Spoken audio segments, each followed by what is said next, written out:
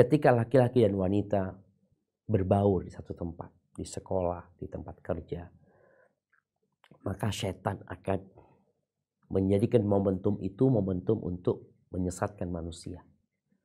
Tadi dengan perselingkuhan yang akhirnya menjadi sesuatu yang yang dianggap oleh masyarakat biasa. Anak-anak SMA pada pacaran, pada berzina, anak-anak kuliah seperti itu, orang-orang di tempat kerjanya juga melakukan seperti itu karena memang lingkungannya mendukung untuk melakukan itu. Na'udzubillah min dzalik. Dan yang pertama buat sang istri yang bertanya ya, hendaklah engkau bertakwa kepada Allah SWT. Dan engkau perlu memandang kalau benar yang terjadi, suamimu berzina, berselingkuh dengan teman kerjanya, maka yang dilakukan suami adalah dosa besar. Engkau jangan berpikir bagaimana suamimu balik kepada dirimu. Tapi yang harus dipikirkan bagaimana suamimu balik ke Allah Subhanahu wa taala, bukan kepada dirimu. Karena kalau bicara dia kembali kepada dirimu, dia akan digoda lagi dan terus dia digoda sama perempuan lagi. Karena sebagian perempuan nih yang ada di benak dia mau melabrak perempuan yang jadi teman berzinanya suaminya. Itu yang ada dalam benak dia. Supaya suaminya balik kepada dia. Nggak penting suamimu balik kepada dirimu. Kalau dia nggak kembali kepada Allah Subhanahu wa taala, apa gunanya? Engkau akan disakiti lagi. Maka yang harus ada dalam benakmu bagaimana suamimu balik kepada Allah. Bukan balik kepada dirimu dan kepada anak-anak. Tolong hal ini menjadi titik berat ya. Semua rumah tangga yang pasangan hidupnya berzina, yang dipikirkan bukan dia kembali kepada dirimu, tapi kembali kepada Allah SWT. Allah Azza wa Jalla mengatakan, وَتُوبُوا إِلَى اللَّهِ جَمِيعًا. Bertobatlah kepada Allah. Karena kesalahan yang dia lakukan bukan berkaitan dengan kesalahan berbuat salah kepada dirimu, tapi kepada Allah Azza wa Jalla. Maka yang pertama, ya ajak suamimu untuk mengingat akhirat. Tadi Anda bicara tentang visi dan misi.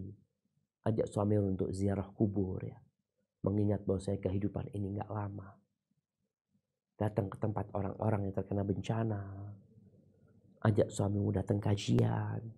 Ajak suamimu ngaji ba'dal maghrib, umpamanya di waktu tertentu ngaji bersamamu dan anak-anak. Minta kepada suamimu untuk membacakan tafsir Mamai Al-Fatihah buat engkau dan anak-anak. Jadi diajak suami kepada Allah.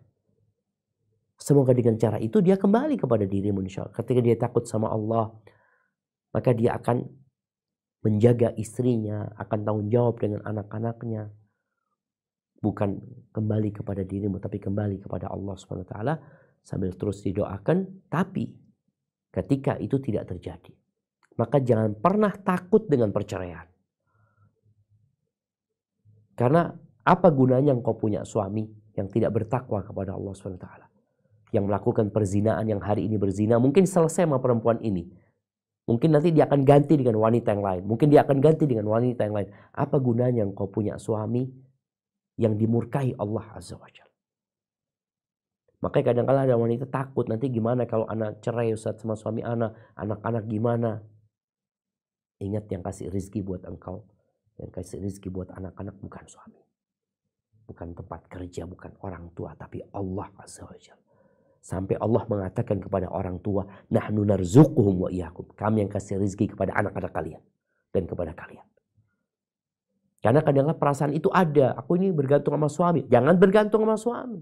Loh aku gak bekerja. Bergantung sama Allah Azza wa Jalla. Pintu rizki itu bukan hanya dengan bekerja.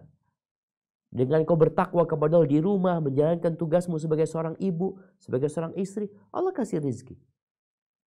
Ketika terjadi perceraian. Terbukti jamaah. Berapa banyak orang-orang yang di PHK. Yang diputus mata pencahariannya. Tapi mereka hidup. Bahkan lebih nyaman hidupnya. Karena memang yang memberi rizki itu adalah Allah Azza wa Jalla.